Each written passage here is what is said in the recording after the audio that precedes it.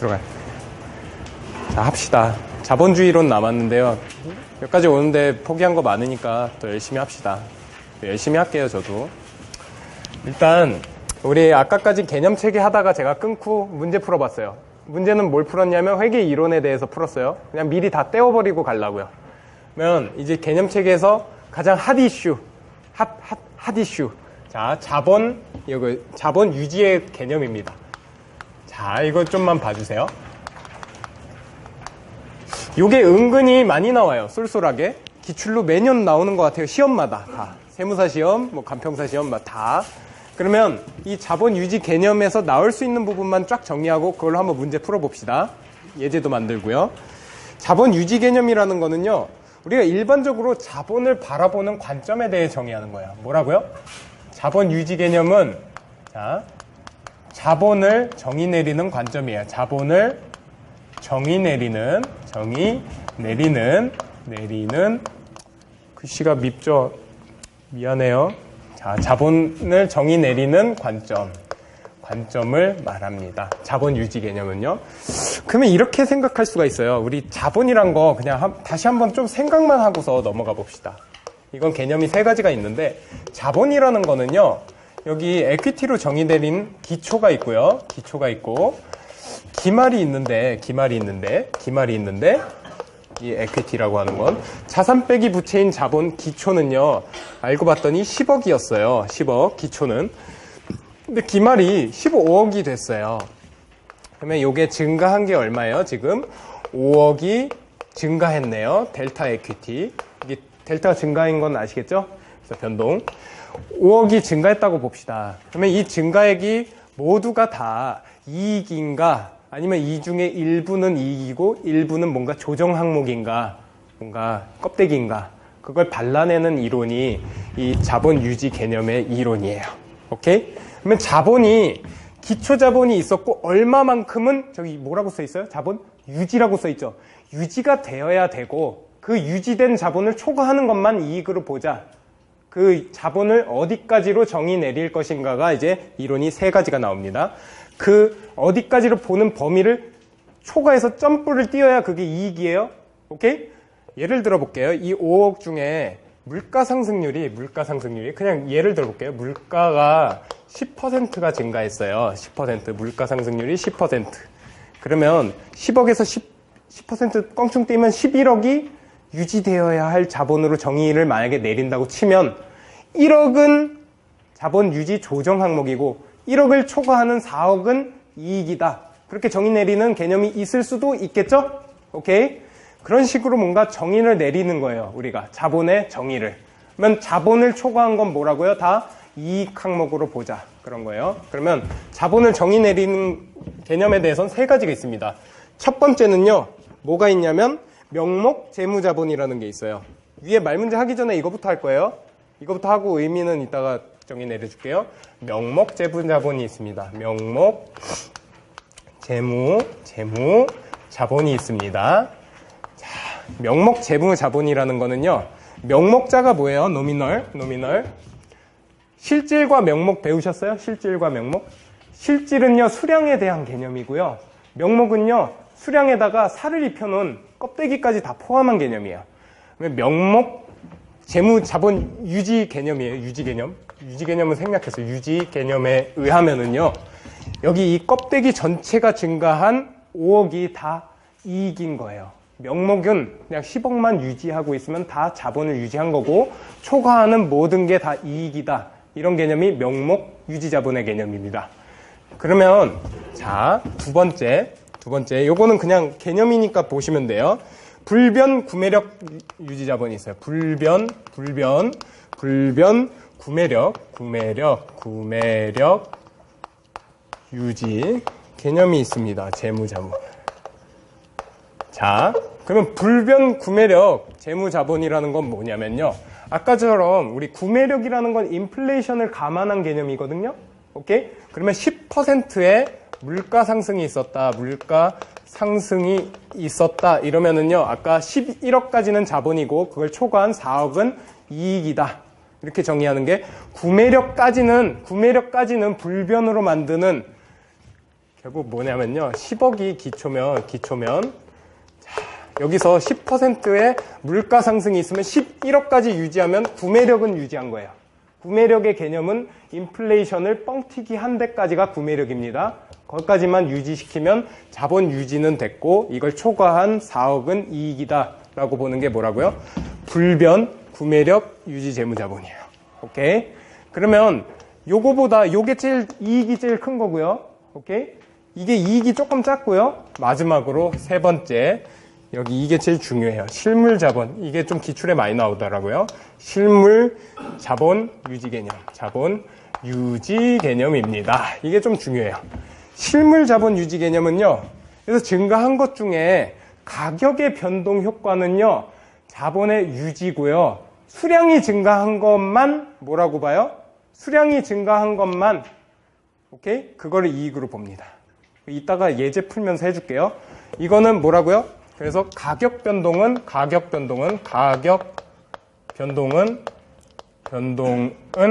이익이 아님이라고만 써주세요. 이익이 아님. 왜 이게 계속 기출되는지 모르겠어요.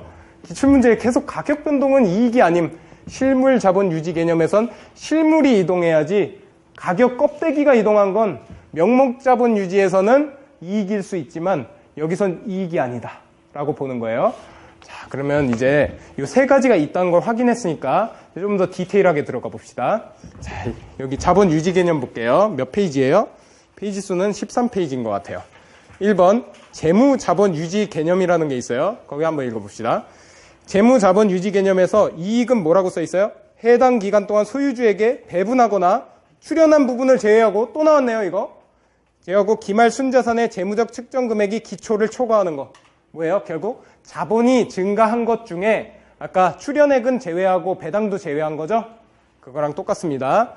그리고 꽃표가 중요해요. 꽃표가 재무자본 유지는 명목 화폐 단위 혹은 불변 구매력 단위를 이용해서 측정 가능. 이렇게 했죠? 뭔 소리예요? 요거 두 개를 묶어서 재무자본 유지 개념이라고 하죠. 재무자본 유지 개념이라고 하는 거네요. 유지 개념. 그러면 요거 두 개는 재무고 얘는 실물이네요. 재무는 뭐예요? 결국 우리 화폐 금액이 변동하면 이익이라고 보는 거고요.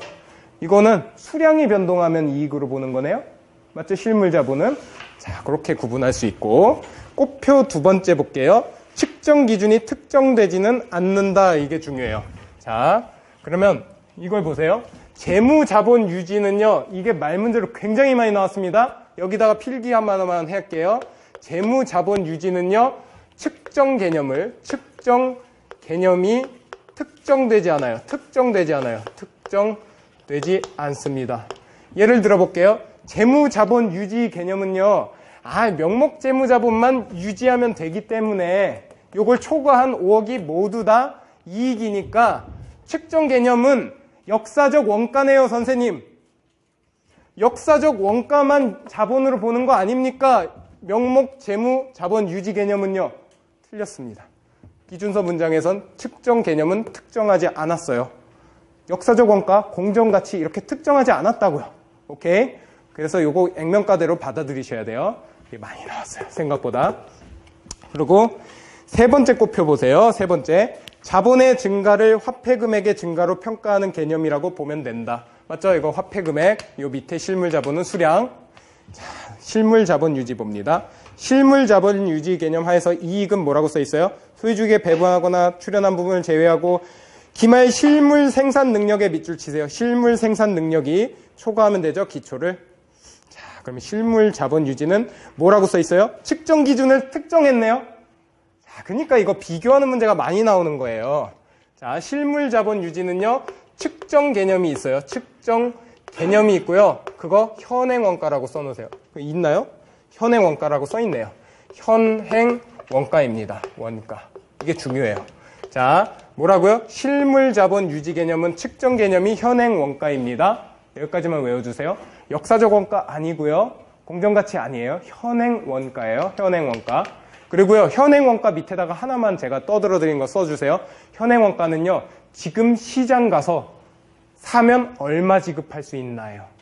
뭐라고요? 현행 원가는 현재 원가잖아요. 시장 가서 샀을 때 원가. 지금 시장 가서 샀을 경우에 지출되는 금액. 오케이? 지금 시장 가서 샀을 경우에 지출되는 금액. 그 정도 컨셉만 잡아주세요. 쓰라고는 안 나올 거 아니에요.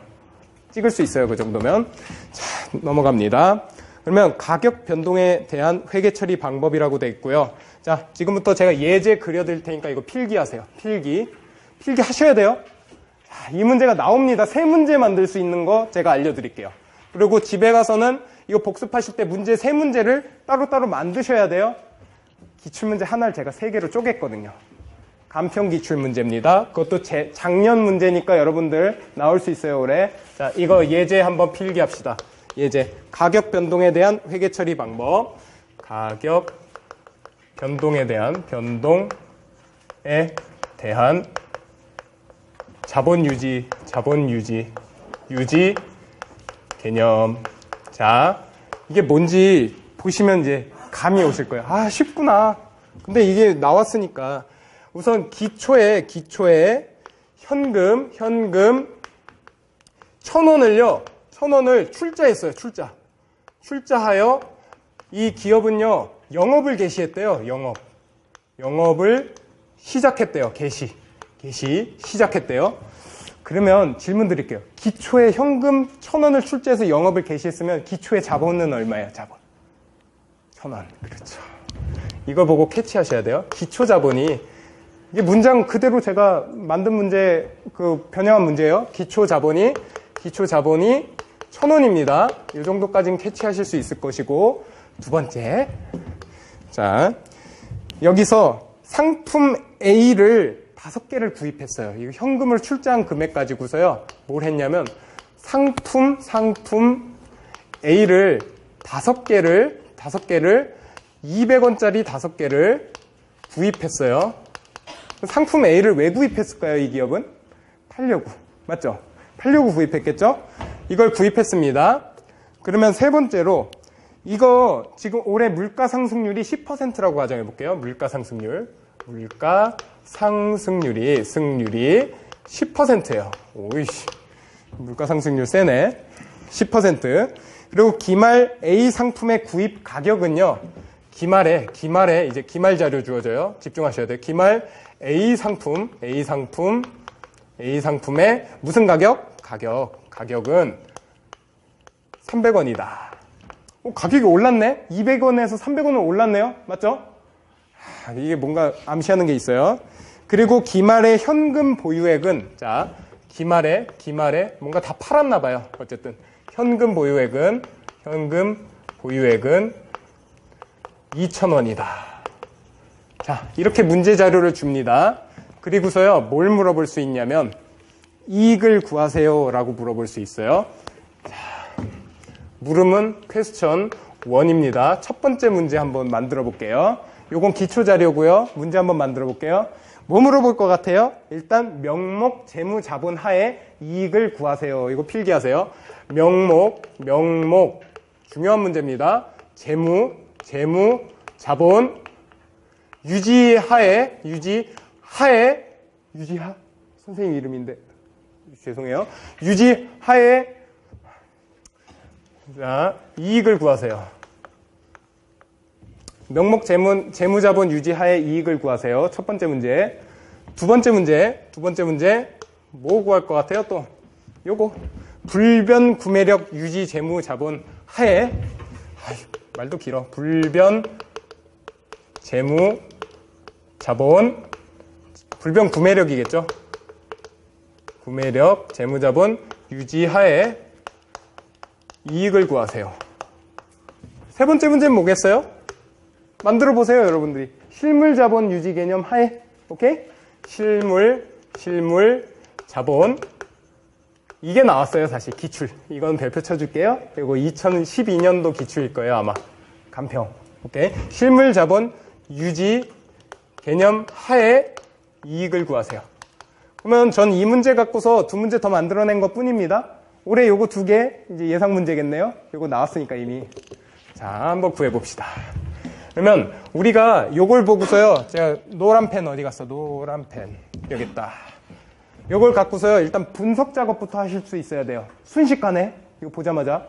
존내 씨는 딱 사람 보자마자 막 설계하잖아요. 그것처럼 우리도 할 수 있어야 돼요. 일단 기초에 현금을 출자해서 자본이 얼마라고요? 자본이 1,000원이라고요. 맞죠? 기초. 그리고요, 기말, 이거 좀 필기해 보세요. 기말에 자본이 결과적으로 얼마예요? 현금 보유 2,000원. 맞죠? 그래서 기말 자본이 2,000원으로 불었으니까 결국에 얼마 증가했어요? 자본 증가는 1,000원이 됐구나. 여기까지는 분석할 수 있겠죠? 아이, 쉽다. 그러면요, 잘 보세요. 명목 재무자본 유지하의 이익은요, 자, 자본 증가한 이 액면금액 그대로를 다 이익으로 인식하는 거예요. 뭐라고요? 자본 증가액 1,000원. 여기 1,000원 증가한 거 보이세요? 요 증가액 모두가 다 이익이고, 이익은 그래서 1,000원이고, 그리고 나머지 원래 자본 이익이 아닌 거는 자본의 그냥 조정 항목이라고 해요. 자본 유지 조정이라고 해요. 이익이 아닌 거는 다 떨거지라고 봐서 이런 항목을 붙입니다. 자본 유지 조정은 0이다. 오케이, 뭔지 알겠죠? 자본의 모든 증가는 다 이익으로 보는 거, 이게 명목 재무 자본 유지 개념이에요. 뭐라고요? 자본이 그냥 증가하면 다 이익이라고요? 그러면 이게 옳겠어요? 아니겠죠. 구매력은 최소한 유지해주자. 오케이? 구매력. 아까 물가 상승률 몇 퍼센트? 10%는 유지해주자. 그 개념이 불변 재무자본 유지예요. 그러면 자본 증가액 중에, 자본 증가액 1,000원 중에 최소한 우리 물가 상승분만큼은 자본 유지로 보고 이익을 그거 초과한 것으로 보자. 자본 유지는 물가 상승한 것만큼은 자본 유지로 보자. 그러면 이 불변 재무자본 유지 개념은 구매력 재무자본 유지 개념은 어떻게 가는지 요거 좀 플로우만 옆에다가 적어줄게요. 요 필기를 좀 해주세요. 기말이 있고 기초가 있습니다. 자본이. 기초 자본은 1,000원이었고 기말 자본은 2,000원이었어요. 맞죠? 여기서 기초에서 기말로 가기 전에 중간을 잘라요. 얼만큼? 우리 인플레이션 일어난 것만큼. 그래서요, 인플레라고 할게요. 인플레. 10% 인플레 일어났잖아요. 그래서 인플레는 기초 자본에 곱하기 인플레이션율 10%를 뻥튀기 해주세요. 오케이? 그럼 110% 되겠죠? 요거 가로치고 1 플러스 10% 하시면 되잖아요. 요거 물가 상승률, 인플레율. 오케이? 뭐, 재무관리에서 하셨죠? 2차 시험 아직 안 준비하시는구나. 예. 아무튼 이렇게 하시면 돼요. 그러면 1,100원이 됩니다. 여기까지는 불변 구매력이죠? 그리고 요걸 초과하는 것만큼이 이익이고요. 여기까지는 자본 유지 조정이라고 보시면 돼요. 뭐라고요? 10%까지는 자본 유지 조정으로 보시고, 쉽죠? 생각보다. 나머지 900원은 이익이다. 초과하는 900원이 이익이구나. 그러면 요거 합쳤을 때는 자본 변동인 1,000원을 유지하겠죠? 오케이. 그리고 마지막입니다. 마지막. 요거 지워도 돼요? 지울게요. 요거 지웁니다. 자, 이 실물 자본 유지 하에 이익을 구하세요. 이게 기출 문제예요. 그러면 요 문제 갖고 한번 해봅시다. 일단 기말까지 2,000원으로 증가했고요. 기초는 1,000원이었어요. 오케이? 그래서 여기서 이렇게 증가한 게 1,000원인데 잘 보세요. 그러면 실물 자본 유지 개념 하에서는 아까 측정 개념을 뭐로 특정했어요? 현행 원가. 맞죠? 현행 원가까지를 한번 봅시다. 현행 원가라는 거는요. 기말 A 상품을 지금 현재 시장 가서 살 수 있는 가격. 현행 원가입니다. 오케이? 살 수 있는 가격. 그래서 이 중간을 끊어서 현행 원가라고 쓰시고요.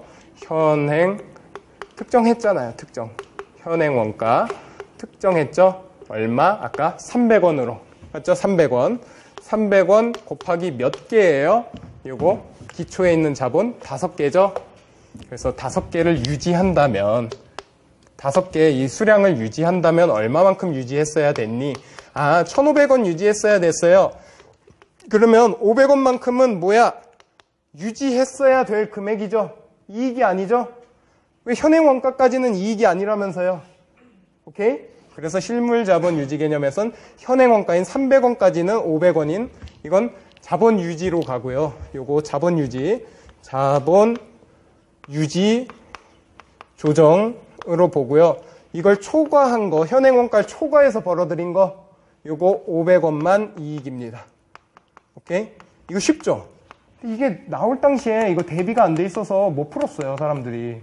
아쉽더라고요. 이거 3개 다 정리하세요. 셋 중 하나 걸립니다. 올해. 이거 정리하시면 되고. 넘어갑니다. 회계 처리 방법은 그냥 읽어보세요. 저 문제로 그냥 대체하시면 돼요. 저거 열라 많이 풀어보시면 돼요. 넘어가시고 문제 풀어볼게요. 문제. 개념체계 연습 문제 19페이지입니다. 19페이지. 같이 한번 읽으면서 풀어볼게요. 논리로 정리하셔야 돼요. 그러면 여기는 암기할 부분이 별로 없습니다. 자, 갑니다. 1번. 다음은 재무제표 작성과 표시를 위한 개념체계에 대한 설명이다. 옳지 않은 거.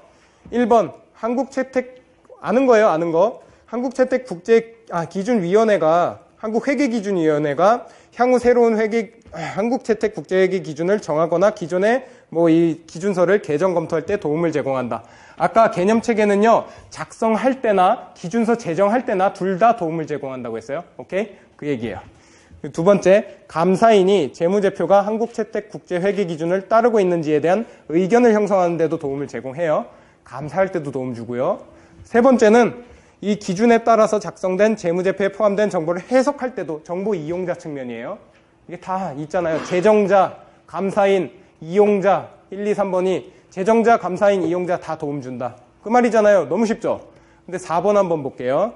재무회계 개념체계가 특정 회계 기준과 상충하면요. 이거 외워두세요. 기준서가 개념체계에 우선한다. 써놓으세요. 기준서가 개념체계에 우선한다. 여러분, 이제 계약법을 배우실 거예요. 계약법에서는요, 민법 베이스로 상법에 계약편이 들어가는 겁니다. 보험 해상. 그러면 특별법 우선의 원칙이라는 게 있어요. 법학을 하시면. 이것도 마찬가지예요. 기준서는요, 개념체계의 특별법의 항목입니다. 상위법이 우선해요. 좀 더 특정한 거, 세밀한 게 우선한다고 보시면 돼요. 오케이. 그렇게 넘어갑시다. 2번 문제입니다. 재무제표의 작성과 표시를 위한 개념체계 틀리게 서술된 거. 1번. 개념체계는 어쩌고저쩌고 도움 제공. 이런 좋은 말 써 있으면 그냥 동그라미. 2번. 개념체계는 재무제표 작성자가 회계 기준을 적용하거나 기준이 미비한 거래에 대해서 회계 처리하는데 도움 제공. 동그라미 그냥. 3번. 해석하는데 도움 제공. 동그라미. 4번 보세요. 똑같아요. 기준서가 우선하시면 되죠. 개념체계가 왜 우선해요? 기준서가 우선이지. 오케이. 특별법 우선의 원칙입니다. 넘어갈게요. 문제가 다 똑같죠. 복사 붙여넣기예요. 사실 객관식 이래서 쉽습니다. 회계가 생각보다 쉬워요. 자, 3번. 다음은 재무제표 작성과 표시를 위한 개념체계에 관한 설명이다. 아는 것은 또 비슷하겠죠. 수취채권과 부동산을 포함한 많은 종류의 자산은 소유권 등 법정 권리가 관련이 되어 있다. 당연하죠. 법적 권리가 있어야 돼요. 자산을 인식함에 있어서 소유권을 가지고 있는가의 여부는 필수적인 것은 아니다. 맞아요. 아까 자산 인식 요건 앞에 보시고 앞에 자, 소유권이라는 거 있었어요? 없었죠? 뭐라고 써 있었어요? 자산 인식할 때? 과거 사건의 결과로 통제, 미래경제적 효익. 그것만 있으면 굳이 법적 권리 없어도 돼요. 됐죠? 그리고 갑니다. 2번. 기업이 개발활동에서 습득한 핵심적 지식을 독점적으로 보유하고 미래경제적 유입될 것을 통제한다면 통제 있죠? 효익 있죠? 그리고 과거 사건 있죠? 그러면 자산의 정의 충족. 맞죠? 그거에 계속 대입하는 연습하세요. 이건 개발비 항목입니다. 3번 갈게요. 일반적으로 지출의 발생과 자산의 취득은 밀접하게 관련돼 있어요. 지출은 자산 또는 비용이에요. 이것도 기억하셔요. 지출이익이 있으면 현금이 나가면요. 무조건 자산 또는 비용입니다. 근데 여기서 자산 취득과 관련이 있고 무상으로 증여받은 자산은 자산의 정의를 충족할 수 있다 없다? 있다. 있어요. 잘 보세요. 무상수증의 개념에 대해서 여러분들도 아셔야 되는데 무상수증이 뭡니까? 예를 들면요. 이런 거예요. 이거 저한테 좀 주시죠. 이제부터 제 거예요. 뺏은 거 아니에요. 이 사람이 줬어요. 전 이거 무상수증. 그래서 이거 자산, 차변의 자산, 그리고 대변의 무상수증 이익 잡으시면 돼요. 거기 김모 강사는 이거를 안 된다고 했어요. 근데 이거 이미 기출에 나왔잖아요. 기출에 나왔잖아요. 여기 보면 미래 경제적 효익이 기대되므로 자산의 정의를 충족할 수 있다. 있어요. 그리고 이거 이렇게 우리가 무상으로 수증받은 자산을 인식 안 하면요, 그거 위배예요, 위배. 왜냐하면 부의 자산은 인정하지 않습니다. 실무상 관행이에요. 그러니까 우리가 받은 건 다 자산 인식하는 거고요. 그리고 우리 자산의 정의 한번 생각해 봅시다. 자, 다시 과거 사건의 결과 좋죠? 과거 사건 통제하고 있죠? 물리적 통제. 그리고 뭐예요? 또 미래 경제적 효익. 자, 됐잖아요. 기쁨 얻었죠? 자, 이러면 다 인정되는 거예요. 개념 체계상은. 자, 아시겠죠? 지금부터 따지는 논리는 간단합니다. 3가지.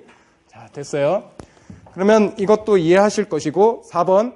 자산은 과거의 거래나 그 밖의 사건에서 창출된다. 맞죠? 미래에 발생할 것을 예상되는 거래나 사건 자체만으로는, 꿈꾼 거 자체만으로는 뭐예요? 자산이 아니다. 맞죠? 자, 4번 문제 갈게요. 개념 체계 아는 것은 옳지 않은 거예요. 관세사 문제네요. 1번, 근본적 질적 특성은 목표가 있어야 된다고 했어요. 목자의 동그라미, 표자의 동그라미, 목표. 그것만 딱 집어내시면 돼요. 우리 인간 구글이 되시면 돼요. 자, 2번, 기업이 그 경영활동을 청산할 의도가 있으면 계속 기업을 적용해야 돼요? 아니요, 그 밑에 쓰세요. 청산기업 가정을 적용. 그리고 순공정가치로 평가라고까지 써주세요. 매각할 거면 공정가치 평가하셔야 돼요. 역사적 원가, 감가상각 하시면 안 됩니다. 오케이, 그 정도까지. 이게 말 문제가 너무 쉽죠? 우리 논리를 아니까. 논리를 알면 말 문제가 보입니다. 회계를 알면 종목이 보인다. 안 웃기죠? 자, 3번. 비용은 자산의 감소나 부채의 증가와 관련하여, 맞죠? 자산의 감소, 부채 증가, 비용이에요. 정의 중에 A번, 아까. 그리고 미래 경제적 효익을 감소하고 신뢰성 있게 측정할 수 있으면 인식할 수 있죠. 오케이? 그 정의 아까 A, B, C 다시 한번 보시면 돼요. 그리고 아까 특정 회계 기간 동안이라는 것도 그냥 여기에 하나 더 들어가 있으면 좋겠어요. 아쉬워요, 좀. 자, 4번. 실물 자본 유지 개념 나왔네요. 자산 부채에 영향을 미치는 모든 가격 변동은 자본 유지 조정이다. 여기 있죠? 가격 변동, 5개 유지하는 가격 변동은 뭐라고 했어요? 여기 자본 유지 조정이다. 말 문제에 나왔네요. 기출. 그리고 넘깁시다. 5번. 재무제표 작성 표시를 위한 개념 체계 자본 유지 조정 개념. 옳지 않은 거. 1번. 기업은 재무제표 이용자 정보 요구에 기초하여 적절한 자본 개념을 선택하여야 하는데 당연한 말이고, 만약 재무제표 이용자가 주로 투하자본의 구매력 유지에 관심이 있다면, 자, 여기 보세요. 구매력자 나왔네요. 재무자본 유지입니다. 실물로 가시면 큰일 나요. 거기 재무자본이라는 거에 밑줄. 재무자본 유지입니다.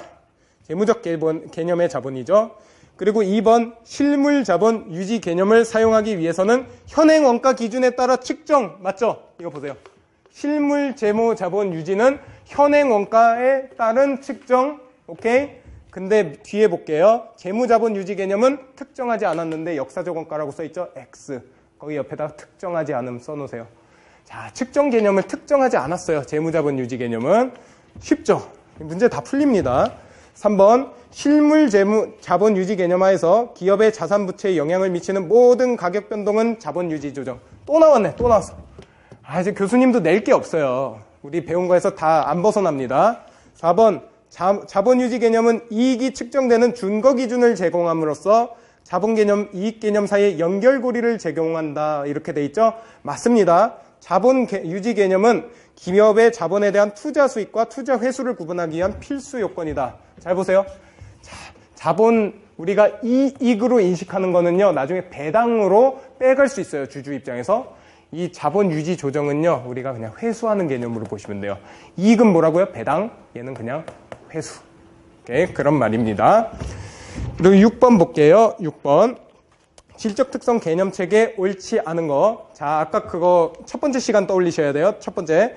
1. 재무 정보가 유용하기 위해서는 뭐라고요? 목적 적합한 거, 그리고 표현한 충실하게 표현. 목표 돼 있죠? 오케이. 근본적 질적 특성 목표. 그리고 완벽하게 충실한 표현을 하기 위해서는 완중오라는 거 한번 찾아보세요. 완중오. 자, 표현의 충실성 구성 요소 뭐가 있었어요? 완전성, 중요성, 중립성. 미안해요. 나도 가끔씩 맛이 가요. 완중오, 오류 없음. 오케이. 그 3가지 체크하시면 돼요. 그리고 2번 볼게요. 2번. 재무제표는 주로 과거 사건의 재무 영향을 표시하는 것을 목적으로 하며, 맞아요. 왜? 역사적 원가. 그리고 뭐예요? 이게 계속기업 과정 연결하셔야죠. 그리고 비재무적 정보까지는 제공하지 못하므로 맞습니다. 숫자들로 써 있잖아요. 근데 정보 이용자의 경제적 의사결정을 위해 필요할 수 있는 모든 정보를 제공하지는 못해요. 예를 들어 볼게요. 자, 정보 이용자들에게 모든 정보를 제공하지는 못해요. 우리 재무상태표 포괄손익계산서 보세요. 뭐가 안 써 있어요, 거기에? 뭐가 안 써 있어요? 브랜드 이미지 뭐 이런 거 안 써 있잖아요. 오케이? 그런 것까지 비재무적 정보까지는 포괄하지 못하고요. 그 원가 관리 회계에서 배웁니다. 비재무적 정보에 대한 통제 방법은요. 나중에. 자, 그리고 넘어갑니다. 3번 중요성은 정보의 누락이나 왜곡 표시 있는 특정 상황의 판단 대상 항목이나 오류의 크기에 따라 결정된다. 크기에다가 동그라미 치세요. 중요성 크기에 따라 판단된다. 그리고 아까 전에 문장 체크해 주신 거랑 이거 연결해서 보세요. 중요성 부분. 이렇게 뭐 빈출되는 문장이 있습니다. 4번 이해가능성은 이거 별표 치세요. 4번에 자주 나왔어요. 이거 이해가능성은 재무제표 이용자가 경영 및 경제활동과 회계에 대한 합리적인 지식을 갖고 있지 않아도 X. 일단 합리적 지식과 능력이 있다고 가정한다라고 써놓으세요. 이해 가능성은요. 우선 정보 이용자가 합리적인 지식과 능력이 있다고 가정해요. 능력 없는 사람은 보지 마라. 이게 회계의 입장입니다. 권리 위에 잠자는 자는 보호하지 않는다는 민법의 원칙이랑 비슷해요. 회계도 마찬가지입니다. 공부하지 않으면 너네는 권리를 주장할 자격이 없다예요. 자, 이해 가능성. 넘어갈게요. 너무 야박하죠. 그리고 참고로 뭐 검증 가능성 뒤에 그 꽃 표시는 봐주세요. 그냥 앞에서 정리했던 거랑 똑같습니다. 이것도 동그라미 5번으로 나왔던 문장인데, 네, 그건 체크하세요. 7번 문제. 개념 체계에 관한 설명 중 옳지 않은 거. 이거 한번 숨은 그림 찾기예요. 목적적 합성 그리고 충실하게 표현된 정보의 유용성은 보강적 질적 특성이라고 써있죠. 비검적이죠. 비검중이 아니죠. 아까 보강적 질적 특성은 뭐였어요? 비검적이 이적 노래. 비검 이적 뭐였어요? 보강적 비교 가능성 검증 가능성 적시성 이해 가능성. 근데 여기 중요성이라고 써 있잖아요. 적시성이 아니고 중이 아니고 적이에요. 자, 1번 틀렸습니다. 그럼 답이 1번이겠네요. 2번 새로운 재무보고 기준의 전진 적용으로 인한 비교 가능성의 일시적 감소는 장기적으로 목적적 합성이나 충실한 표현을 향상시키기 위해 감소할 수도 있다. 이렇게 돼 있는데 이거는 그냥 참고 목적으로 봐주세요. 비교 가능성의 감소는 감소할 수 있습니다. 뭐를 위해서요? 뒤에 있는 목표를 위해서요. 근본적인 게 제일 중요해요. 우리 목표를 위해서는 수단과 방법을 가리지 말아야 돼. 이러면 안 되죠. 맞죠? 목표를 위해서 막 커닝도 하고 가끔 이렇게 교수님 방에 숨었다가 해킹해서 딱 짠 해가 요번에 뭐 사건 터졌잖아요. 어디 대학원에서 이렇게 딱 우리 모교인데 미안해요. 아무튼 목표를 위해서는 이런 거 비교 가능성 이거 희생할 수 있답니다. 그리고 한번 넘어가 볼게요. 어디까지 했죠? 3번 재무정보가 유용하기 위해서는 목적적 합해하고 나타내고자 하는 바를 충실하게 목표죠. 그리고 따라서 목적적 합성, 충실한 표현은 근본적이다. 맞죠? 근본적은 목표다. 4번 충실한 표현은 모든 면에서 정확한 것을 의미하지는 않아요. 오류가 없다는 것은 현상의 기술이나 오류에 누락이 없고 보고 정도를 생산하는 데 사용되는 절차의 선택과 적용 시 절차상 오류가 없음을 의미한다. 절차상 오류가 없으면 돼요. 그냥 이건 가볍게 넘기시고 별 중요한 문제는 아닙니다.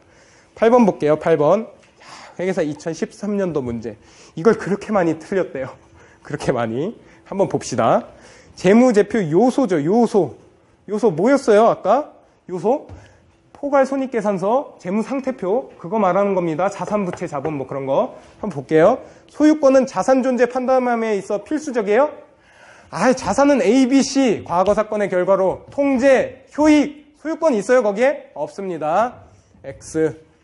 나번 자산은 과거의 거래나 그 밖의 사건 맞죠? 과거 사건의 결과로 다 풀려요. 다 풀려. 이걸 왜 틀려? 이상한 사람들 왜 틀렸어요? 자, 다 자산과 부채에 대한 재평가 제작성은 자본의 증가나 감소를 초래해요. 자, 일예로 우리 유형자산에서 재평가하면요 자산이 증가하잖아요. 감소할 때도 있어요. 증가하면 재평가 잉여금, 감소하면 재평가 손실 했었죠 옛날에. 자, 그거랑 똑같습니다. 근데요 이때 수익과 비용 정의에는 부합하지 않는다? 땡. X입니다.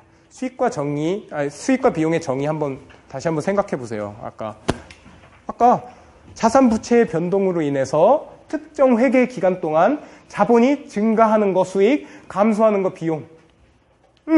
정의에는 부합해요. 인식 기준에는 부합하지 않을 수도 있겠지. 하지만 정의에는 부합합니다. 앞으로 앞에 있는 요약 내용이랑 계속 크로스 체크 하세요. 이게 문제 나오시면 이거 5번만 보면 여러분들 다 맞출 수 있습니다. 이런 식으로. 그리고 라번, 경제적 효익이 여러 회계 기간에 걸쳐 발생할 것으로 기대되고 수익과의 관련성이 단지 포괄적으로 간접적으로만 결정될 수 있는 경우 비용은 합리적인 배분 절차의 기준으로 포괄손익계산서에 인식된다. 동그라미 치시고요. 이것 떠올리시면 돼요. 자, 이거 봅시다. 여러 기간에 따라서 막 효익이 배분돼요. 선생님 무서워요. 자, 어떤 자산이 있는지 보여줄게. 우선 이런 게 있습니다. 내가요 일단 공장을 설립하려고 해요. 공장, 소세지 공장. 소세지, 독일식 소세지 진짜 좋아하거든요. 미안해요. 자, 그거 공장을 설립하기 위해서 자, 10,000원의 설비를 구입했어요. 설비. 그러면 공장 이 설비를 갖고요. 저는 5년 동안 영업 활동이라는 걸 하려고 해요. 영업 활동을 5년 동안 하려고 하고요. 5년 동안 효익이 유지되기 위해서 이 설비는 존재합니다. 이걸 가동해서 소세지들을 생산해요. 컨베이어 벨트에 따라서 소세지 이렇게 만들고. 그러면 이거 5년 동안 영업 활동하면은요. 이 설비는 자, 이렇게 설비 자산이라는 유형 자산을 인식하고요. 10,000원. 그리고 현금으로 사왔으니까 현금이 나갑니다. 그리고요. 이거 5년 동안 뭐 해줘야 돼요? 감가상각 해줘야 되죠. 결국 5년 동안 효익을 누리는 기간 동안 감가상각한다. 그 말을 이렇게 멋있게 써놓은 거예요. 라번으로. 오케이? 이해 가시죠? 뭐예요? 자, 수익과 관련성이 단지 포괄적으로 간접적으로. 보세요. 설비를 샀다는 것 자체로 수익이 막 창출돼요? 아니죠. 간접적으로. 포괄적으로. 오케이? 근데 소세지 만드는 게 창출하는 거잖아요. 단지 그렇지만 이게 여러 해 동안 배분 절차의 기준으로 이거 감가상각비로 포괄손익계산서에 인식된다. 그래서 디프리시에이션 한다는 거죠. 10,000원을 나누기 5 해가지고 자, 정액법이면 이렇게 해서 2,000원씩 감가상각하는 거 써놓으세요. 감가상각. 그런 문장이 다 여러분들 이렇게 실질적인 걸로 보일 수 있어야 돼요. 거래로. 넘어갑니다. 넘어갈게요. 9번. 자, 9번 문제는 풀어보세요. 아까 이 문제입니다. 요거 앞에 우리 필기했던 문제. 제가 요거 관세사 작년 기출이네요. 맞죠? 그거 여기다 옮겨놓은 거니까 여러분들은 요거까지 필기해 놓으시면 좋겠어요. 명목 재무자본 유지, 불변 구매력 재무자본 유지. 그리고 여기에 아까 자료들 여기 있는 거 그대로 옮겨놓은 것 뿐입니다. 오케이? 괜찮죠? 이 문제. 앞으로는 뭐가 나오겠어요? 저는 명목 재무자본 유지는 안 나올 것 같아요. 이거 재미없잖아요. 한 요 정도 나오면 좋겠다. 맞죠? 인플레이션율도 한번 조정해주고. 자, 다 풀어봤습니다. 넘어갈게요. 이제 재무제표 표시 부분입니다. 표시 부분이요. 표시. 여기도 중요해요. 여기는 제 예상컨대 한 문제 정도. 한 문제 정도 나올 것 같아요. 한 문제. 그래도 한 문제를 위해서 합시다. 한 2페이지밖에 안 되니까. 보세요. 재무제표 표시입니다. 우선 재무제표에 대한 종류부터 아셔야 돼요. 거기 있는 거 그냥 적지 않습니다. 표시할게요. 그리고 여기 있는 6가지는 외워주세요. 제발. 외워주세요. 그리고 제가 체크하는 포인트들 다 받아 적기 바랍니다. 볼게요. 재무제표는 우선 재무상태표, 포괄손익계산서 외우세요. 재무상태표, 포괄손익계산서, 자본변동표, 그리고 현금 흐름표, 저번에 특강했던 거, 거기에다가 주석이 포함됩니다. 주석의 별표. 요거는 옛날 문제에 많이 나왔어요. 주석. 그리고 6번도 별표. 좀 특이하잖아요. 회계정책을 소급하여 적용하거나 길게 이렇게 주어져요. 재무제표의 항목을 소급하여 재작성, 재분류하는 경우 가장 이른 비교기간의 재무상태표를 다시 작성하는 경우가 있어요. 그건 나중에 배울 거예요. 그때 재무상태표도 재무제표에 포함. 오케이? 몇 가지? 6가지. 그러면 여기서 옆에다가 적어 놓으세요. 이익잉여금 처분 계산서 X. 그것도 나왔습니다. 최근엔 나와야 돼요. 옛날엔 그게 기본 재무제표였어요. K갭 시절엔. 근데 IFRS 들어와서는 그게 없어졌습니다. 오케이. 적어 놓으세요. 이익잉여금 처분 계산서 제외. X. 자, 나올 때가 됐어요. 그리고 2번 볼게요. 재무상태표 이거에 대해서 들어갑니다. 포괄손익계산서는 이따가 나가고요. 재무상태표부터 볼게요. 재무상태표. 나올 수 있는 게 뻔합니다. 또 이따가 같이 풀어보면 아이 쉽다 이럴 거예요. 일단 한번 가봅시다. 재무상태표는요, 모양이 이렇게 생겼죠. 재무상태표. 그래서 나올 수 있는 것 좀 찝어볼게요. 자산, 그리고 부채, 자본이 있습니다. 그러면요, 여기서 나올 수 있는 건 뭐냐면, 옛날에는요, 여기서 유동자산 위에다가 묶어서 표시하고, 비유동자산, 고정자산이라고 했어요. 밑에다가 묶어서 표시하고, 유동부채와 비유동부채 따로 표시했습니다. 근데요, IFRS는 이걸 선택할 수 있어요. 그래서, 자, IFRS는 뭐라고 하냐면요, 유동성, 이거 써놓으세요. 첫 번째, 유동성, 비유동성 구분법, 비유동성, 많이 나왔어요, 이거. 구분법 적용 가능하고요. 그러니까 유동자산, 유동부채를 따로 분류하는 거 가능하고요. 오케이? 뭔 말인지 알겠죠? 그렇게도 가능하고, 두 번째, 선택할 수 있습니다. 유동성 순서에 따라서, 유동성 순서 배열법이라고 있어요. 배열법. 이것도 선택 가능합니다. 이게 좀 특이한 거예요. 유동성 순서 배열법이라는 것도 선택 가능해요. 예를 들어 볼게요. 자, 여러분. 유동성이 뭡니까? 유동성이? 유동골뱅이? 뭐예요?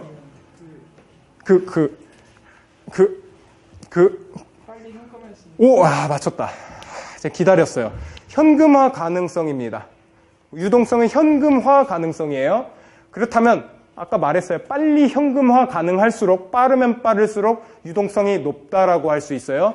오케이? 그렇다면 유동성 순서 배열법은요, 유동성이 높은 거 순서대로 내림차순 가능합니다.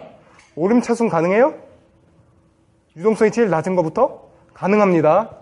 상관없어요. 특징이에요, 그게.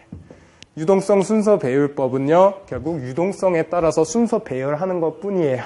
오케이? 현금 맨 위에 오는 거, 유동성이 제일 빡센 거, 제일 빠른 거 맨 위에 올릴 수도 있어요.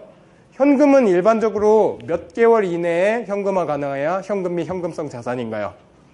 그렇지요. 4개월? 3개월. 좋아요. 이거 공부 너무 잘하셔서 이제 크리스마스를 지금 되게 뜻깊게 보내고 있어요. 다 합격하세요. 자, 유동성 순서 배열법은 결국 유동성에 따라서 배열하는 것 뿐이고요. 묶을 수도 있다. 이 정도는 말 문제로 나올 수 있어요. 그리고요, 유동 항목과 비유동 항목을 여러분들이 구분을 할 수 있어야 돼요. 그 정도는 또 나왔습니다. 많이 나왔어요, 이건. 유동 항목과 비유동 항목을 구분하는 기준은 뭘까요, 그러면? 유동과 비유동 항목을 구분하는 기준이 뭘까요? 기준이 뭘까요? 기준. 자, 아시는 분? 뭐? 오, 외우셨네, 아예. 그래요, 12개월이에요. 12개월 이내에 현금화 가능하면 유동 항목이라고 분류합니다. 뭐라고요? 12개월 이내에 현금화 가능.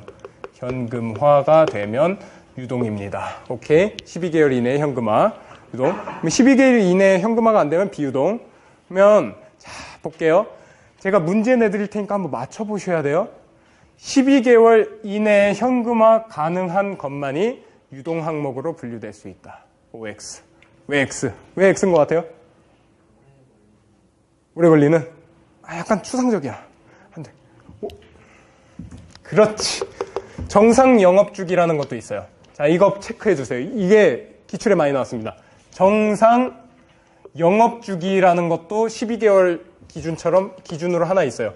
영업주기 이내에 현금화 되는 것도 포함해요. 유동으로. 현금화. 그리고 정상 영업주기라는 거 업종별마다 다 다릅니다. 예를 들면 선박은 오래 걸리죠. 그런 경우에는 2년이 걸려도 유동 항목으로 분류될 수 있어요. 오케이? 2년이 짧은 거예요, 그때는. 자, 그러니까 정상 영업주기 이것도 하나 체크합니다. 넘어갑시다. 그럼 재무상태표에서 나올 수 있는 거 요 정도. 그럼 밑에 포괄 손익계산서 볼게요. 포괄 손익계산서. 1번 표시 방법 그것도 별표 치세요. 왜 이게 많이 나오는지 모르겠어요. 단일의 포괄 손익계산서 나올 수 있다.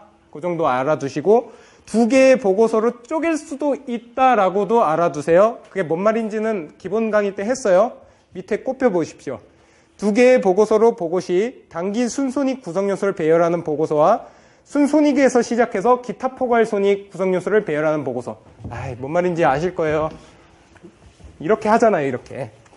자, 손익계산서가 이렇게 있으면, 자, 보세요. 여기 맨 위에 뭐가 올라와요, 일반적으로? 매출액. 얼마 전에 격리하시는 분이 저한테 전화 왔어요. 회계사님, 그러면 영업 수익도 매출액입니까? 똑같은 거예요. 어차피 맨 위에 올라가잖아요. 영업이익은 영업수익에서 영업비용 빼는 겁니다. 매출액에서 매출원가 빼서 판관비 빼는 거랑 똑같아요. 오케이?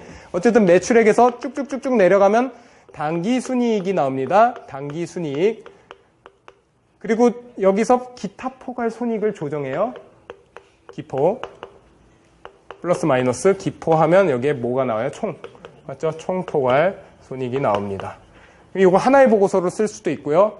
이걸 쪼갤 수 있어요. 단기 순이익까지만 보여주고 나머지를 보고서 2장으로 쪼갤 수도 있습니다. 오케이? 그 말 한 거예요.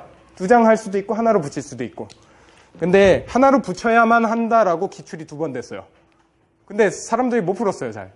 뭔 말이야? 이러면서. 그러니까 너무 안타까워요. 이런 거는 좀 체크해 두세요. 그리고 가로 2번입니다. 손익계산서의 표시 방법은 2가지가 있습니다.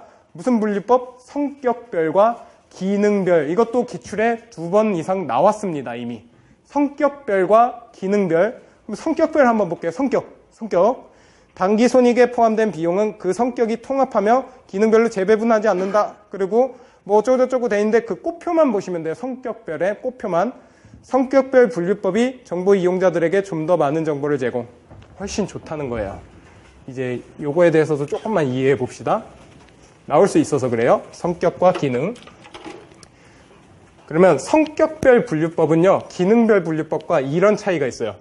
기능별 분류법의 손익계산서는 전통적 손익계산서예요. 한번 보여줄게요. 기능별 구분법 손익계산서는, 자, 봅시다. 기능별은요, 매출액에서 뭘 빼냐면요, 매출 원가를 뺍니다. 원가를 빼요. 그리고요, 매출 총이익이 나와요. 매출 총이익이 나오고요. 그래서 판관비 빼고요. 판관비가 빼지고 영업이익이 나옵니다. 영업이익이 나와요. 땡땡땡땡 순이익 나옵니다. 순이익. 자, 기능별 손익계산서 우리가 익히 알고 있는 손익계산서고요. 여기서의 포인트는 매출원가가 보인다는 거예요. 그리고 여러분들 원가회계 가시면은요, 이 기능은 잘 보세요. 매출을 일으키기 위해서 수익비용 대응이 되는 게 매출원가죠. 얘랑 매칭이 되는 거, 무슨 기능을 하고 있어요? 매출의 보조적 기능하고 있죠. 맞죠? 기능을 표시하는 거예요, 이게. 판매 관리비, 원천을 알 수 있어요? 모르잖아요. 여기 급여, 감가상각비, 뭐 교통비, 통신비 다 포함되어 있잖아요. 전기비, 이런 것까지. 그러니까 성격은 알 수 없어요. 전기비, 급여 이런 게 성격이거든요. 성격. 오케이? 알 수 없는데 무슨 기능을 해요? 판매와 관리 활동에 사용하는 거죠. 기능은 알 수 있네요. 그래서 기능별 손익계산서는 매출 원가가 보인다라는 문장이 2번이나 나왔습니다. 이게 되게 중요한가 봐요. 오케이? 그래서 그걸 체크해 주시고요. 성격별로 분류하는 거는요, 말만 한번 들어보세요. 이걸 성격별 분류법으로 여러분들이 변환시켜야 된다고 한번 생각해 보세요. 네, 감사인이에요. 이거 딱 보고, 의사님, 이거 성격별 분류법으로 좀 바꿔주시죠. 싫은데, 바빠요. 이럴 순 없잖아요. 일단 매출액 그대로 갑니다. 매출액도 좀 쪼갤 수 있는데 그대로 가고, 원가를 한번 분류해 보죠. 매출원가, 이거 항목에 뭐 들어가요? 일단 재료비, 노무비, 제조간접비 다 쪼개야겠죠, 이거? 다 해서 여기 쫙 늘어뜨리는 게 성격별 분류법입니다. 결국에 세부 항목을 다 체크할 수 있기 때문에 정보 이용자들에게 보다 더 유용한 정보를 제공해 줍니다. 오케이? 그래서 성격별 분류법을 좀 더 선호하고요. 자, 기출문제 하나 불러드릴게요. 기능별 분류법에 의한 손익계산서를 작성한다면 반드시 성격별 분류에 의한 손익계산서는 따로 추가 공시해야 한다. 5예요. 성격별 분류법에 의한 손익계산서는 추가 공시해야 됩니다. 기능별 분류법에 의해 작성했을 경우에. 그러면 제가 이제 기출문제를 한번 꼬아볼게요.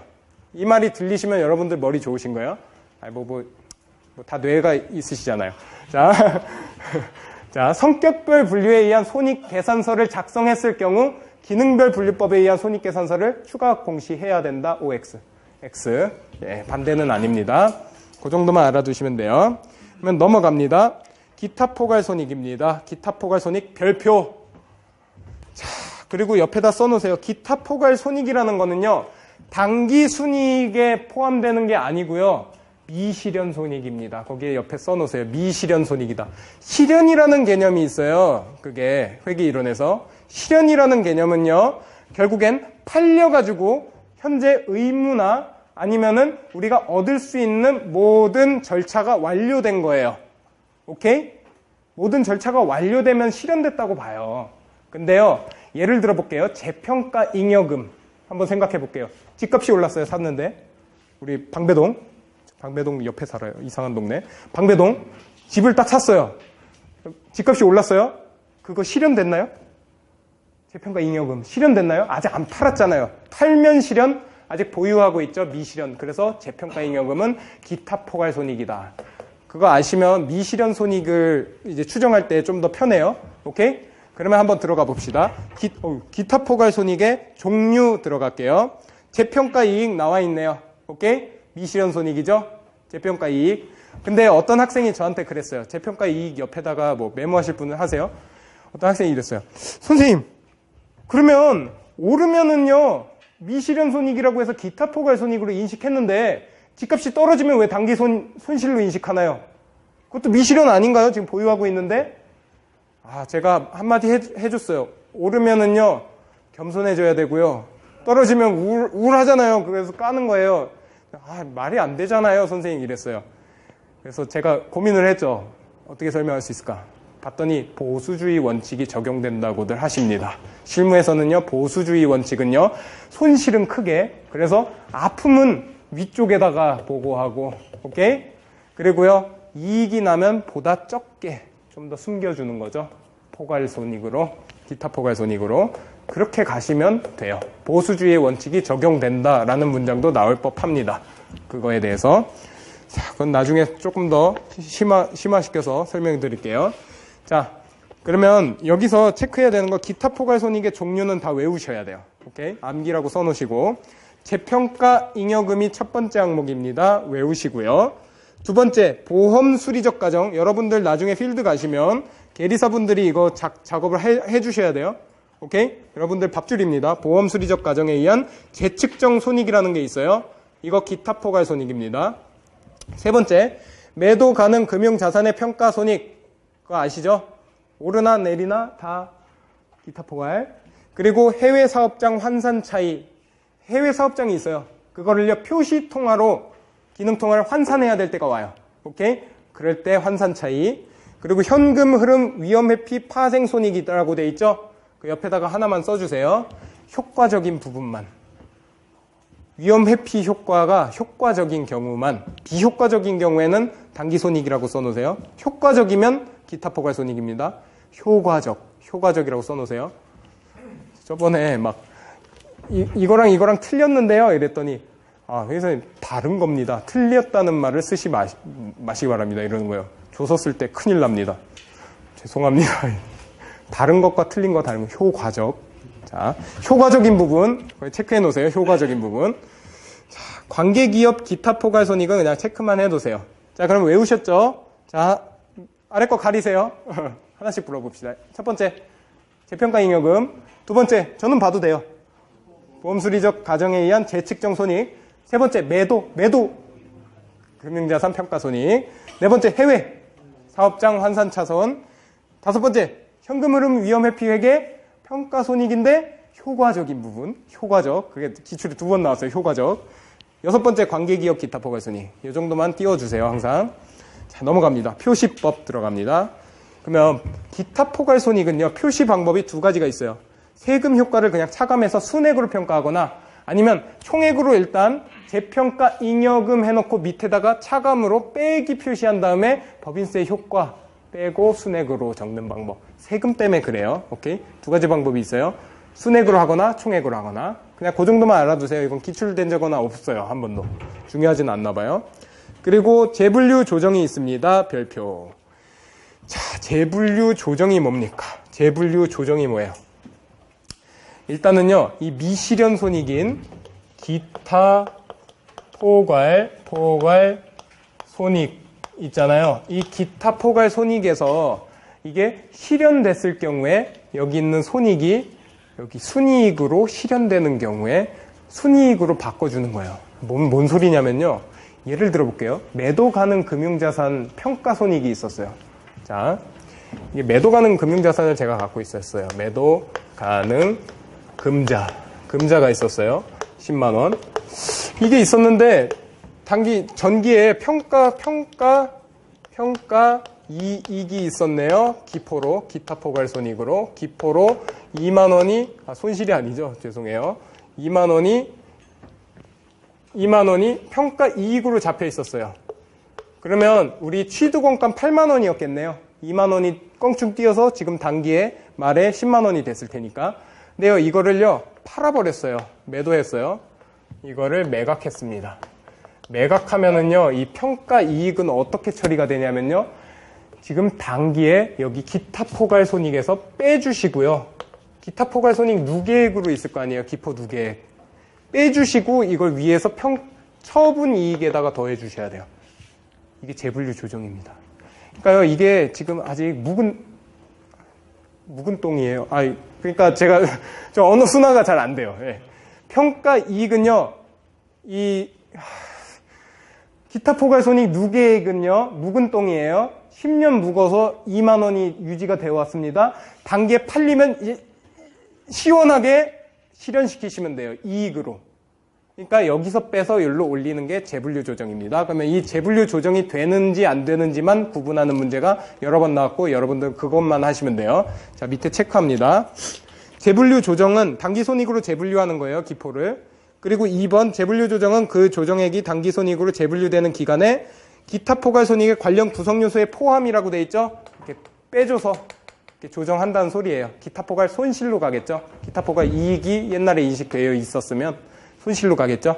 그래서 여기 이익을 올려주시고. 자, 3번. 자, 이게 중요해요. 별표 3번. 재분류 조정은 해외 사업장을 매각했을 때, 아까 몇 번째 항목? 동그라미 4번 항목이었죠? 해외 사업장 매각 차손. 그거는 재분류 조정 항목이에요. 오케이? 해외 사업장 환산 차손. 죄송해요. 그리고 매도 가능 금융자산도 재분류 조정이 항목입니다.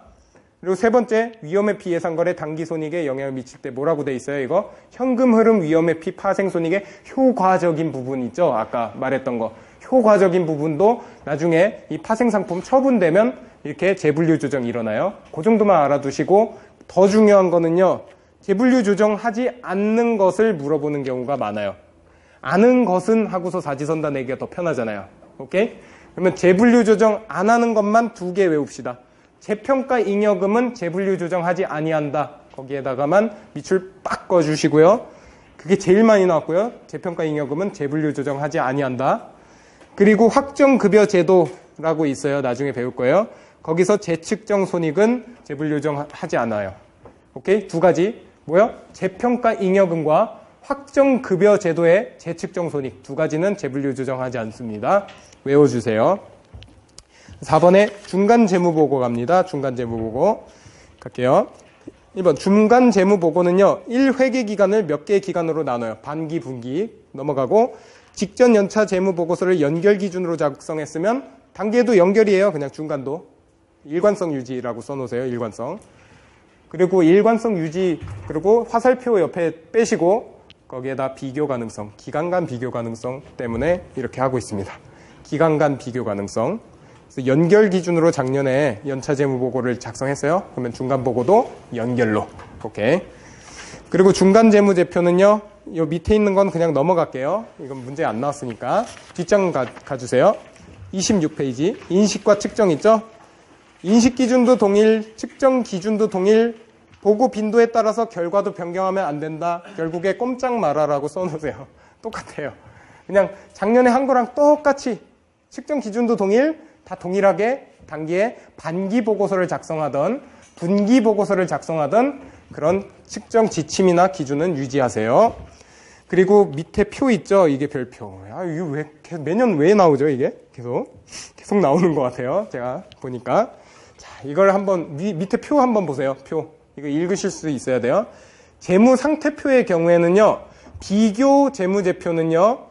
전기 말에 동그라미 치세요. 전기 말 것만 표시합니다. 비교 재무제표는. 자, 이제 앞에 보셔야 돼요. 앞에. 여러분들에게 이제 개념을 잡아 드려야 될 것 같아요. 이거 그냥 체크만 하면 외울 것 같아서. 자, 봅시다. 비교 재무제표는요. 자, 올해가 2013년 말이죠. 이제 감사해야 될 시즌이 왔어요. 1월 16일부터. 제가 해야죠. 2013년도 말에 이 재무상태표가 있습니다. 재무상태표가 있고요. 2012년 말 이거 비교 표시해야 될 거 아니에요. 2013년 초든지. 오케이? 비교 재무상태표를 작성하죠. 그러면 이걸 비교 표시할 때 기준은요. 이렇게 세우세요. 우리 경제학에서 보면은요. 스탁과 플로우가 있습니다. 유량과 저량이라고도 하죠. 맞죠? 스탁은 뭐예요? 일정 시점의 스냅샷이고요. 플로우는 뭐예요? 일정 기간 동안의 변동이라고 할 수 있어요. 그래서 시점과 변동이라고 할 수 있죠. 그러면 이 시점을 대변하는 건 뭐예요? 재무 상태표. 하나밖에 없어요? 네, 맞아요. 오씨, 똑똑하네. 그래서 재무 상태표밖에 없습니다. 시점을 대변하는 거는요. 나머지는 다 뭐예요? 플로우예요. 나머지는 다. 그러면 한번 불러봅시다. 플로우 변동에 해당되는 거. 손익계산서가 있고요. 손익계산서가 있고 또 뭐가 있어요? 현금 흐름표, 자본 변동표. 맞죠? 그렇게 있습니다. 현금 흐름표,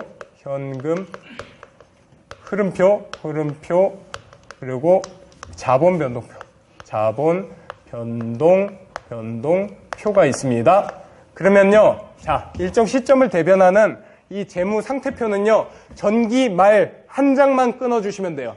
오케이? 일정 시점을 보여줘야 되죠? 단기 말 거에 비교 표시되는 건 전기 말 하나만 비교 표시해 주시면 돼요. 오케이? 그러니까 한 장, 스냅샷. 자, 볼게요. 그러면 이 변동을 대변하는 손익계산서가 가장 중요한 거예요. 변동 중에. 왜? 단기 성과가 주주 입장에선 가장 궁금해요. 오케이? 이게 제일 중요하니까 얘는 두 장을 비교해 주셔야 됩니다. 두 장을 한번 밑에 보세요. 표에. 뭘 비교했어요? 4월 1일부터 6월 30일. 그러니까 내가 목표하는 기간 있죠? 오케이? 관심 갖는 기간도 하시고 1월부터 누적 기간이라고 써주세요. 밑에. 1월부터 6월 30일까지는 누적으로도 보여주고 내가 관심 갖는 기간도 보여주는 두 장을 보여주셔야 됩니다. 이건 중요하니까. 오케이? 손익계산서는 두 장이에요. 기억하세요. 누적까지 포함. 그리고 거기 관심 갖는 기간까지 두 장. 근데 요거 자본 변동표, 현금 흐름표는 별로 덜 중요하죠? 이거보다는. 그러니까 누적만이라고 적어 놓으세요. 옆에. 현금 흐름표, 자본 변동표는 누적만 비교 표시하시면 돼요. 기간에 대해서 누적만. 1월부터 6월 30일 반기 누적만. 오케이? 분기에 대한 건 보고할 필요 없음. 자, 이렇게 하시고 이제 연습 문제 풀고 서실게요. 7문제입니다. 뒤에 보세요. 아니네, 9문제네. 미안해요. 갑자기 실망했죠, 또. 7문제면 좋을 텐데. 자, 1번부터 봅니다. 총액주의와 관련 없는 것은 이랬죠? 이건 그냥 솔직히 안 나올 거예요, 앞으로. 그냥 볼게요. 1번, 당좌 예금과 당좌 차월을 상계하지 아니한다. 총액주의 맞죠? 당좌 예금은 뭐예요? 우리 금융자산이라고 할 수 있죠? 맞죠? 근데요, 당좌 차월은 뭐예요? 자, 여러분, 마이너스 통장이라고 들어봤어요? 나중에 계리사 붙으시면 1억 5천까지 마이너스 통장이 나옵니다. 하나은행 아주머니들이. 마통이라고 하죠. 마법의 통장이에요. 저도 빚쟁이 될 뻔했어요. 마법의 통장 뚫으시면 안 돼요. 처음에 결혼하고 뚫으세요. 마통을 줍니다. 그러면 나중에 마이너스로 계좌가 표시되죠. 그거는 우리 입장에선 빚입니다. 단기 차입금이죠. 성격이. 그게 당좌 차월이라는 이름으로 붙어 있는 겁니다. 기업 입장에서 단기적으로 마이너스 통장 뚫어서 마이너스 표시되죠. 빌려온 거잖아요. 단기 예금에서 그렇게 되면 당좌 차월은 단기 차입금입니다. 그래서 상기 표시하면 안 돼요. 다른 당좌 예금이랑. 자, 그리고 2번 대손 충당금을 각 매출채권에서 차감하는 형식으로 기재한다. 매출채권을 원래 매출채권 순액 그리고 떼일 걸로 예상하는 게 대손 충당금이죠. 기억하셔야 돼요. 이거 떼일 걸로 예상하는 거 그걸 차감해서 순액으로 표시하죠. 이거 상계 표시가 아닙니다. 오케이? 총액이에요. 이것도. 그래서 총액주의 맞고 주식 할인 발행 차금 자본에서 차감하는 형식으로 기재 이거 마이너스로 표시하죠. 주할차 그것도 총액주의입니다. 그냥 그 정도만 이렇게 생각하세요. 감가상각비 이건 말도 안 되는 소리 써놨어요. 감가상각비는 제조원가와 판매관리비로 나누어 계산 여기 옆에다 써놓으세요. 원가 배분의 일종. 우리 원가회계 가면은요 감가상각비는요 제조와 관련된 거면 제조간접비로 해서 매출원가에 포함되고요. 제조와 관련 없고 판매 활동에 사용되는 기계들 있죠. 그런 거는 판관비로 갑니다. 그거는 그냥 원가 배분의 일종이지 총액주의랑은 관련이 없어요. 자, 그렇게 가시고 2번 문제 봅니다. 재무제표 표시 작성. 이게 좀 좋은 문제죠. 별표 치세요. 이 문제는. 표시 작성에 옳은 것은 1번 재무상태표에 표시되는 자산부채는 반드시 땡 이런 것 유동과 비유동 이렇게 구분 표시? 에이 여기 보세요.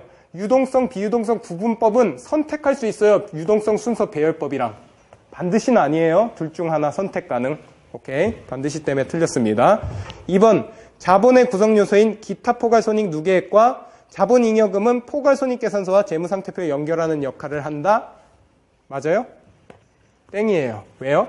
이익잉여금의 개념을 아시면 이거 보이실 거예요. 자, 자본 재무상태표랑 포괄손익계산서를 연결해 주는 게 뭡니까? IS에서 포괄손익계산서에서 우리 당기순이익 넷인컴이 100원이 발생했어요. 얘 어디로 가요? 결국에 당기순이익 이익잉여금으로 갑니다. 이익잉여금은 어디 있어요? 재무상태표에 있죠. 그래서 재무상태표의 자본 항목의 이익잉여금에 포함되는 건 이 손익계산서와 재무상태표 연결해 주는 건 당기순이익 이익잉여금입니다. 오케이? 연동돼 있는 거. 그리고 기타 포괄손익도 이거랑 연동돼 있어요? 이런 것까지 좀 생각하셔야 돼요. 공부할 때. 기타 포괄손익도 연결돼 있습니다. 여기에 기타 포괄손익 누계액이라는 항목으로. 오케이? 두 가지 체크하실 수 있어야 돼요. 근데 여기에 뭐라고 써 있어요? 자본잉여금. 그래서 틀렸죠? 그래서 두 가지 체크하세요. 이익잉여금, 기타 포괄손익 누. 오케이? 이익잉여금, 기타 포괄손익 누계. 이거는 손익계산서와 재무상태표를 연결하는 기능을 한다. 좋은 말이죠. 그리고 3번 손익계산서는 당기손익을 구성하는 요소와 기타 포괄손익을 구성하는 요소로 구분 표시하며 맞죠? 이거 당기손익을 구성하는 요소와 밑에 기타 포괄손익을 구성하는 요소로 구분 표시하며 자, 반드시 하나 해보고서 아니죠? 두 개로 쪼갤 수 있다고 했죠? 많이 낚이시더라고요. 이거. 자, 틀리시면 안 돼요. 4번 중요한 말이죠. 재분류 조정은 단기나 과거 기간에 인식한 기타 포괄손익을 단기손익으로 재분류 맞죠? 아까 아래에서 위로 끌어올리는 작업하는 거잖아요. 그래서 단기손익으로 재분류하는 거를 말한다. 3번 볼게요. 기업은 비용을 분류하는 방식에 따라 성격별 포괄손익계산서와 기능별 포괄손익계산서로 선택할 수 있다. 자, 기능별 포괄손익계산서에서 반드시 보이는 건 매출 원가라고 했어요. 그리고 둘 다 보이는 건 나머지겠죠? 그래서요, 성격별과 기능별 이거 구분하는 문제 나오면요, 매출 원가자 들어가는 거 다 답입니다. 아니, 지금 한번 보세요. 1번 매출 원가 이게 답이라고요. 나머지 수익 한번 넘겨봅시다. 금융원가 그리고 관계기업 조인트벤처 당기손익에 의한 지분 이거 모르잖아요. 뭔 말인지. 다 포괄돼요. 어쨌든 매출 원가가 들어가면 차이가 나는 항목이겠죠? 기능별 포괄손익계산서에만 보이는 거 매출 원가 외워두세요. 매출 원가. 자, 넘어갑니다. 매출 원가. 4번. 다음 중 기타 포괄손익에 포함되지 않는 경우 자 아까 외우라고 했죠? 1번부터 6번까지. 자 재평가잉여금 맨 위에 있네요. 여기도. 그리고 두 번째 확정급여제도의 재측정 요소 아까 보험 수리적 어쩌고저쩌고 돼 있었죠?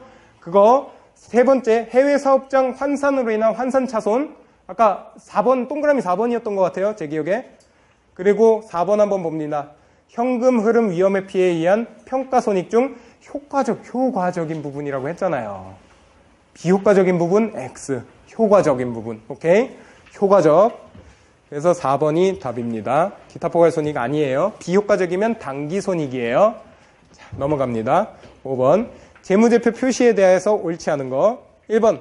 한국채택 국제회계 기준을 준수하여 작성한 재무제표는 국제회계 기준을 준수하여 작성한 재무제표임을 주석으로 공시할 수 있어요. 오케이? 나 한국채택 국제회계 기준 잘 지켰습니다. 라고 쓸 수 있습니다. 주석에다가. 그리고 2번. 보고기간 말 이전에 장기 차입 약정을 위반했을 때, 잘 보세요. 대여자가 즉시 상환을 요구할 수 있는 채무. 자, 한번 떠올려 봅시다. 장기 차입 약정, 장기 차입금이 있어요. 약정을 위반했어요. 예를 들면 이 담보로 잡혀 있는 부동산 있잖아요. 우리가 보통 차입을 했어요. 제가 돈 좀 빌려주세요. 빌려준대요. 뭘 믿구나. 나의 신용? 아닙니다. 내 부동산이 지금 저희 집이 있잖아요. 저기에 있습니다. 집값이 지금 하우스푸어예요. 집값이 떨어졌어요. 그러면 그걸 담보로 잡고 빌리겠죠. 그래서 장기 차입 약정을 할 때 대부분이 담보가 잡혀 있습니다. 담보 없이 여러분 빌려주지 마세요. 친구한테 빌릴 때도 롤렉스 시계 풀으라고 하는 겁니다. 그러면 이거 잡혔어요. 친구한테 빌렸는데 약정엔 뭐라고 돼 있냐면요. 자, 롤렉스 시계 팔아버리거나 아니면 뭐 다른 행위를 할 경우에 장기 차입 약정 취소, 즉시 상환 요구 뭐 이렇게 돼 있어요. 계약서에. 그리고 손가락 자름 뭐 이런 거 써 있어요. 그러면 딱 그걸 위반했어요. 바로 상환해야 되니까 그러면 유동성이 제로로 수렴하는 거죠. 바로 현금화 될 거 아니에요. 그 약정 위반하면. 이런 경우에는요. 즉시 상환 가능하면 유동 항목으로 분류해야 돼요. 오케이? 뭔 말이냐면 즉시 상환 가능하잖아요. 그러면 유동 항목이라고요. 아무리 장기자가 붙어 있어도. 그렇게 이해하는 겁니다. 그냥. 그렇게 가고요. 비유동부채로 분류한다. X 쳐주세요. 그리고 보고기간 후에 뭐 어떤 사건으로 뭐 변동됐다. 이거 보고기간 후 사건 나중에 그때 가서 처리할게요. 자, 3번. 비용을 기능별로 분류하는 기업은 아까 기능별 분류 뭐라고 했어요? 매출원가. 그거는 기억나시죠? 근데 성격별 추가 정보를 공시해야 된다라고 떠올리셔야죠. 그 뒤에 읽어볼게요. 감가상각비, 여러 가지 종업원 급여 비용을 포함해서 성격에 대한 추가 정보 공시, 거기에 밑줄 치시면 되죠. 아까 그 문장이 다 살아있습니다. 4번, 정상 영업주기 내에, 자, 게임 끝났네요. 12개월 말고 정상 영업주기라는 것도 있다고 했죠, 여기에. 이때 현금화 되면 유동 항목이다. 오케이. 그거 말입니다. 정상 영업주기 내에 사용되는 운전자본의 일부인 매입채무, 종업원 및 그 밖의 영업원가에 대한 미지급 비용은 뭐라고 써 있어요? 12개월 후에 결제일이 도래해도 유동이다. 오케이. 요거 보시면 됩니다. 넘어갈게요. 6번 문제. 쉽죠? 문제 생각보다. 재무제표 표시에 대한 설명으로 옳지 않은 것은 이 1번 부적절한 회계 정책은 이에 대해서 공시나 주석, 보충자료를 통해 설명하더라도 정당화될 수 없습니다. 그래서 분식회계는 하면 안 돼요. 아까처럼 이익조작. 2번 한국채택 국제회계 기준에서 요구하거나 허용하지 않는 한 자산부채 수익비용 상계하면 안 됩니다. 상계처리 금지라고 써놓으세요. 그것도 원칙이에요. 상계처리 금지. 그리고 아까처럼 대손충당금을 뭐 이렇게 차감해서 표시하는 거 있죠. 상계 표시라고 하지 아니한다. 그것도 나왔어요. 기출에. 어쨌든 그 정도만 알아두시고 넘어갈게요. 그리고 뭐라고 써있죠? 어디까지 했지? 지금 배가 고파요. 갑자기. 4번 미안해요. 어디까지 했죠? 내가 치매가 와가지고. 아, 그래요? 몇 번 문제 하고 있었죠? 왜 이러지? 아, 죄송합니다. 자, 4번. 기업이 지금 배고파서 3번이에요. 아, 외환차손익 또는 단기매매 금융상품에서 발생하는 손익과 같이 유사한 거래의 집합에서 발생하는 차익과 차손은 중요하지 않을 경우 순액으로 표시한다. 맞아요. 이거는 뭐냐면 외환차손익이나 이런 거 있잖아요. 그때 집합으로 있는 경우가 있어요. 묶여가지고. 예를 들어볼게요. A 단기매매, B 단기매매, C 단기매매 금융자산 하나로 묶어서 펀드로 해서 단기매매로 묶을 수 있어요. 그런 경우에 순액으로 표시할 수 있는 부분이 있어요. 그냥 그 정도로만 알아두시고 그것보다 4번 문제가 제일 중요해요. 그러니까 동그라미 4번. 미안합니다. 지금 쉴 시간에 내가 못 쉬어서 지금 배가 고파서 이래요. 뭐 좀 먹고 올라오고 있다. 4번. 기업이 재무상태표에 유동과 비유동, 유동부채, 비유동부채 표시하는 경우에 뭐라고 써 있어요? 이연법인세 자산은 유동자산으로 분류한다라고 했는데, 자, 앞에 보세요. 이연법인세 부분 있죠? 법인세 회계. 그때 배우셨죠? 이연법인세 자산부채는 유동 항목으로 절대 분류할 수 없습니다. 비유동이에요. 무조건. 왜요? 이연 법인세라는 게 1년 초과해서 법인세 끊어서 계산하잖아요. 무조건 1년 초과합니다. 그러니까 이연 법인세는 무조건 비유동. 그렇게 써놓으세요. 이연 법인세자 나오면 무조건 비유동이에요. 자, 넘어갈게요. 7번. 재무제표 표시에 관한 설명으로 옳지 않은 것은 1번 문제 볼게요. 부적절한 회계 정책은 이에 대해서 공시나 주석 또는 보충 자료를 통해 설명해도 정당화될 수 없다. 아까랑 똑같네. 보세요. 도플갱어. 6번 문제 1번이랑 똑같아요. 7번 문제 1번이. 그러니까 울고 먹습니다. 올해도 또 볼 거예요. 아마 세무사에 나왔으니까. 자, 2번. 계속기업의 가정이 적절한지 여부를 평가할 때 경영진은 적어도 보고기간 말로부터 12개월 기간에 이용 가능한 모든 정보를 고려해요. 어떤 정보 고려할 것 같아요? 보통? 경영자의 뭐 성실성 이런 거 고려합니다. 인터뷰를 해요. 실제로 감사 가서. 그래서 계속기업 가정에 위배됐다 그러면 바로 청산기업이라고 하고 자, 공정가치로 평가하기 시작하겠죠. 자, 넘어갑시다. 3번. 보고기간 종료일을 변경해서 1년을 초과하거나 미달하는 경우 보고기간이 이때 재무제표의 해당 기간뿐만 아니라 1년을 초과하거나 미달하게 된 이유와 여러 가지 사실을 추가로 공시하면 돼요. 주석으로. 이런 건 상식적인 거니까 넘어가고 4번 볼게요. 이연법인세 자산은 도플갱어네? 비유동입니다. 무조건. 이연법인세자 들어가면. 올해 또 나오겠네요. 이거. 맞죠? 그때 보시면 그냥 바로 4번으로 찍으시면 되겠네요. 둘 다 4번이네요. 또. 자, 넘어갈게요. 미안합니다. 3번으로 나올 수도 있어요. 8번. 다음은 주서울의 2010년 말 부분 재무상태표이다. 유동자산 한번 동그라미 쳐봅시다. 유동자산. 현금 및 현금성 자산 유동입니다. 동그라미. 임차 보증금 가로 옆에 보셔야 돼요. 임차 계약 기간 종료일 몇 년? 지금 2010년 말인데 2014년이에요. 장기죠, 장기. 이거는 장기니까 비유동 X. 재고자산은 무조건 유동입니다. 영업주기 내에 판매돼요. 재고자산은 영업주기 내에 다 판매돼요. 그래서 선박 영업주기 2년이라고 해도 유동입니다. 재고로 있으면. 만기 보유 금융자산, 만기. 근데요, 2010년 말이죠. 2011년 2월 28일 3개월 이내네요, 거의. 그러니까 이것도 유동. 그래서 장기성 매출 채권은 2012년이네요. 그러면 1년 초과니까 비유동 X. 기계장치 X. 무조건 X에 기계장치는. 오케이? 비유동. 그리고요, 여기서 그럼 다 합치면 320만 원이죠? 오케이, 이 정도는 체크하실 수 있고 9번 문제 갑니다. 요것만 하고 쉴게요. 포괄손익계산서에 관한 설명으로 옳은 것은 했죠. 1번 수익에서 매출원가 판관비 차감한 영업이익 있죠. 이건 포괄계산서의 본문이 아닌 주석. 말도 안 되는 소리 하고 있어. 맞죠? 그 주석에만 기재하고 뭐 위에는 공백으로 막 서술형으로 막 할까요? 아니죠?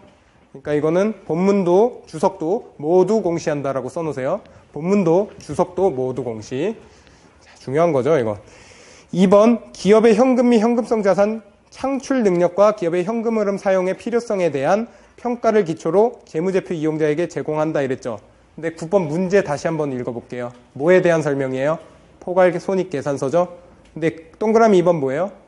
현금 흐름표에 대해서 말하고 있네요. 현금 흐름. 그래서 2번도 X. 3번 비용의 기능에 대한 정보가 유용하죠. X. 성격별로 추가 공시를 필요하다? 비용을 성격별로 분류하는 경우에 기능에 대해서 추가 공시해야 돼요? 아니죠? 기능으로 분류하는 경우에 성격 추가 공시해야 되죠? 자, 이제 4번만 하고 좀 쉴게요. 진짜 좀 힘드네. 4번 기타 포괄손익의 구성요소 이 재분류 조정 포함과 관련한 법인세 비용 금액은 포괄손익계산서나 주석에 공시한다. 이건 맞아요. 기타 포괄손익 구성요소 이거는 법인세 비용 금액은 추가 공시해야 돼요. 주석에. 그래서 법인세 회계 나중에 하실 때 뭐 기타 포괄손익 관련된 법인세 효과 이런 거 주석에다 공시한다라는 문장 보시게 될 거예요. 이렇게 그 정도만 체크하고 넘어갑니다. 이제 수익의 인식 조금만 하다가 오늘 이게 좀 많아요. 수익의 인식이 생각보다. 그래서 좀 각오를 하시고 들으셔야 되고 오늘은 9시 반까지는 끝내드릴게요. 내가 여기 멀리서 오시는 분들이 있다고 좀 들어서 그런 분들 차 타고 가야 되니까 조금 일찍 끝내드려요. 보통 한 30분 정도. 좀 쉬었다 합시다. 뭐 좀 마셔야겠어요.